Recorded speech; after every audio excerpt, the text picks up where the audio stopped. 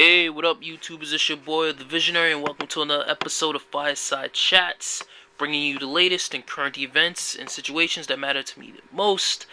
Today's title is Politics and Sociology, the Petreus Legacy, and the American Eternal Cold War. Yeah, no, that's a very intense title. I'm gonna get to it real quick, but just to catch everyone up to speed. Basically, this is somewhat of a continuation of another video that I've done once before. More particularly, if we go back and rewind, and think about the 2012 presidential election and what happened before that in regards to Benghazi Gate scandal, and what followed that afterwards was the Petreus scandal. Which caught everyone by surprise, and everyone was shocked, and they were amazed, and they were, most importantly, distracted by what happened with that particular bullshit in terms of him supposedly having an affair with a reporter who was enamored by him, and yada yada yada. So, he got caught up in it, and he got fired. So, the cover story in regards to the Benghazi Gate, as we go back to that, is that on September 11, 2011,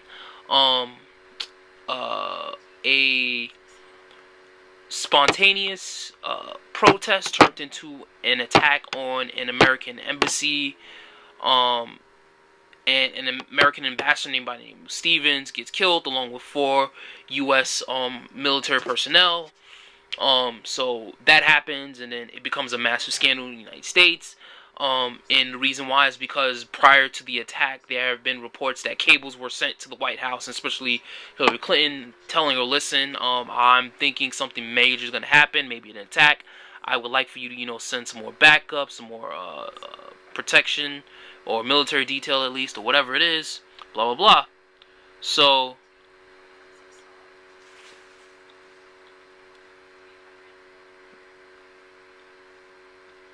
yeah, so random.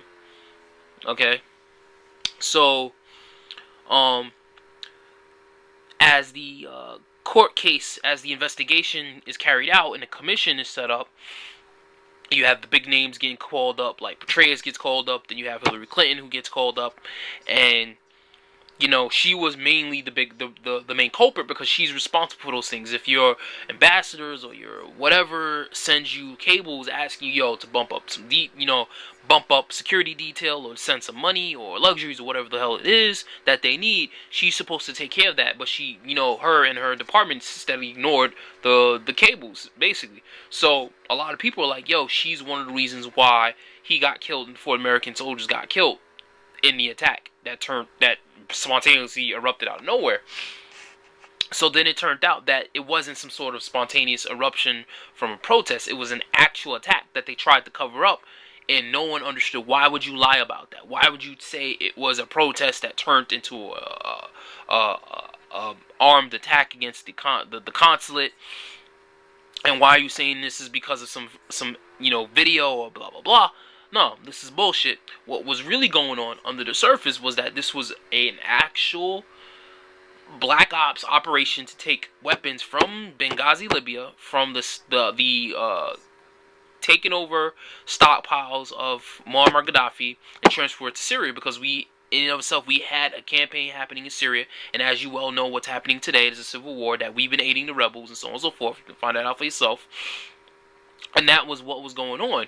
Now, you have to think about it. Why would we stage a black ops operation to smuggle weapons from Libya to Syria? Well, during the time, and even before that, the UN had passed a certain UN arms treaty ban preventing nations and states from trading over or selling arms to rogue states, or not even rogue states per se, but just moving arms from one country to another.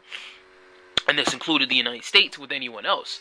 But because that law got passed, if the United States was actually caught shipping or selling arms to some third world dictator or despot or whatever, then that can be a very major big issue. And particularly, we were sponsoring terrorists in a sense, because it was Al-Qaeda, Taliban, Al-Shabaab, all these different militant groups that were in Syria at the time. That's who we were giving first it was the non-lethal aid, and then it became lethal aid, yada yada.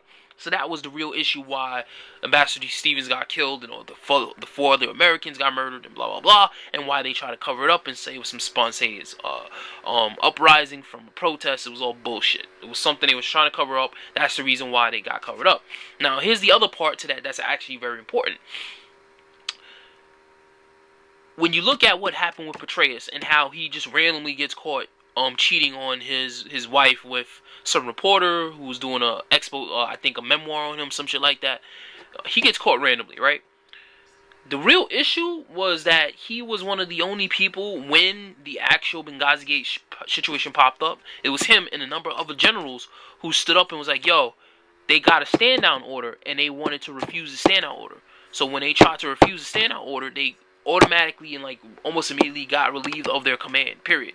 So when that happened, you know, the standout order went through and Ambassador Stevens and the other four dudes got killed when they could have stopped it, or at least caught the motherfuckers that were actually involved and engaged in the fucking attack in the first place. So as you're looking at this, then you look at what's going on. If you look beyond Petreus and look at all the other military generals, I think it was four other guys who got fired from their posts, who were part of the Navy, the extreme strike teams that were over there at the time. They all got relieved of their posts because they were the ones that was like, yo, we want to stop the stand down orders. We want to actually go against that because we're not going to allow, four of our soldiers getting killed for some bullshit that's going down. You know what I mean? Yada, yada, yada. You get the idea. So they got relieved because they actually disobeyed orders and actually doing something and trying to stop the actual attack and stopping it from turning into something else. So when you look at Petreus, he was included in that. He was part of that shit and he got let go. There's other things that you don't know about Petreus that I found very funny that adds a lot more, interest to his story. First off, you have to understand that Petreus was a career military man. He was pretty much like a 3 or 4-star general, in and of itself. He gets elected and switched over to the CIA. Now, he becomes the head of the CIA, and he still has links or military links to the military and Pentagon in and of itself. What most people don't understand is that, when you're dealing with government in general, politics, or just people or organizations in general. So you have the Pentagon, you have the White House or State Department, and you have the CIA. These three groups of people, organizations, are independent groups and organizations. They may work together for a common goal, but they are independent organizations and they have different politics. And that's the most important thing. Politics in and of itself that governs and fucks everything up. So, what a lot of people don't understand, there has always been some sort of conflict between the Pentagon, the CIA, and the White House for basic dominance. On the surface, it looks like the White House controls the CIA, and then they control the Pentagon. The Pentagon does what they say, and if the White House says, "Yo, we want this country attacked," they follow through on it, and yada yada yada. It's not as clear cut as it may sound. Period. There have been many times in American history where there have been attempts, literally, by certain factions within either the Pentagon or the CIA or the State Department to take over or just basically run the entire government. When you have someone like Petreus who gets switched over to the CIA and he's the head of CIA and he wants to change and adapt the CIA to how the military runs, because the military has a very specific image of how they see themselves in regards to regular civilians, and CIA are a bunch of civilians, period. So when you have a person who's a career military man who worked for the army, who was a military guy, gets switched over to the CIA, and he still has ties with the military, and the person who takes over for him after that, you have a man who technically has control over two distinct different departments of the United States, period. Now, on top of that, there's this video that was going around. There was an interview between a New York reporter, I think a New York Times reporter, and Petreus, and she was basically saying, amping him up and be like, yo, listen, there's a lot of people that think you should run for president. You know what I mean? Like, you got the chops, you have the experience, you know what I mean? Like, and there's a lot of powerful people that would back you if you decide to run. And then I'm pretty sure you would at least get the nomination if you decide to run in 2012, whatever. And he was being very bashful. He was like, yeah, that's not my thing, yada, yada. Now, if you take that into account, the concept, that's the disclaimer, before anything, point number one, the Pentagon, the CIA, and the State Department are three separate organizations that have independent politics of themselves, right? And there's always an internal power struggle between all three of them for control of the actual government in and of itself. Number one. Number two, knowing that Petreus is now head of the CIA, but he's also a career military man who also has connections with the Pentagon. And then moving on, number 3, the fact that that interview came out. And you can see what's going on. And what a lot of people don't understand is a lot of movements going on in the Pentagon and the CIA in order to fuck up Obama. Period. Now, I'm not an Obama fan at all. Like, I'm actually anti-Obama. But I can see the pattern and what the fuck is going on. There is an internal struggle between the Pentagon, the CIA, and the State Department for control. That's basically what the fuck is going on. And everything that has happened since from Benghazi Gate onward has been some sort of way to either discredit the president or to get rid of people that's in the military. And you can see that happening now. You can see all the generals. You see what happened in Benghazi Gate. Petreus got let go because of that bullshit excuse about him cheating. And then the other 4 generals that were included in the Benghazi Gate scandal. Then you look at the the secret nuclear missiles going missing and shit. A lot of people don't talk about that. But that's been in the news here and there on alternative media and so on and so forth. The generals that were actually included in that, or the ones that were part of that, they themselves got dismissed and decommissioned. There was a recent story just now where there's a massive scandal with the Navy and shit about motherfuckers taking bribes, taking money in bribes in the form of hoes and you know what I mean, hoes and prostitutes, from military contractors, people who might work for the government, but they're getting information from the Navy on how to do shit and yada yada. So that was a major scandal, and then I think 3 or 4 other people just got let go. And it's amazing that all these scandals are happening with the military. You know what I mean? It's a very funny thing, and I personally think that it's a specific purge. There's something happening that's going to come down the line, and what's going on is Obama and his administration are purging all of the military commanders who would pose a threat to him in the near future. And what he's trying to do is to purge the military commanders, weaken the military or the Pentagon in general, make it smaller, and extend the power of the federal government in terms of, the DHS and Homeland Security. Those 2 specific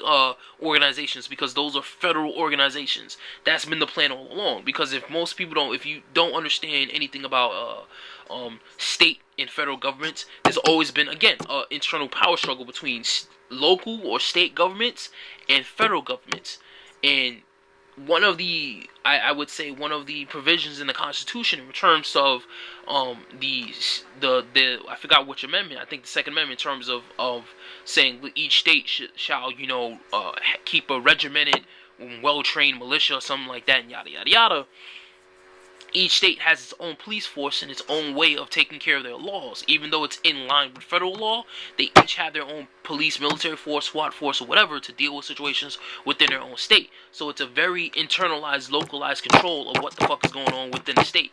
When you have the federal government coming in, that's where the conflict happens, and the conflict pops up more often than not is because the federal government is always on the lookout for control. They're always trying to go, we want to control the local government. We want to control their police. We want to control their SWAT teams. We want to control, whatever type of armed forces that they have, whatever type of political power that they have, so on and so forth. That's why sometimes you see the laws that get passed that sort of circumvent state laws and, push them to the side or fuck them up, whatever you want to call it. You can see this now in terms of the implementation of what's going on is the police forces in a lot of states are slowly becoming militarized. This is an author who wrote a book about it, specifically about this concept about how the police are being militarized and becoming more militant in terms of how they deal with civilians and problems and crimes and stuff like that.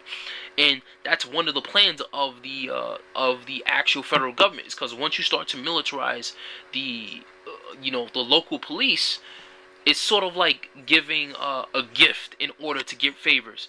The fact that they're giving them military hardware and training and equipment and stuff like that in order to do their job. Now they're somewhat beholden to the federal government in order of, allow them to gain control and do shit whatever they want. You get the idea.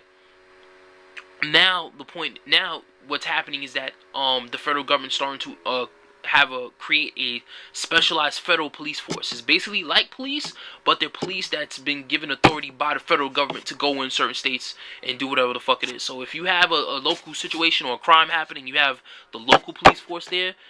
Once the federal police get there, the federal police has jurisdiction in that area to deal with blah blah, what the fuck is going on.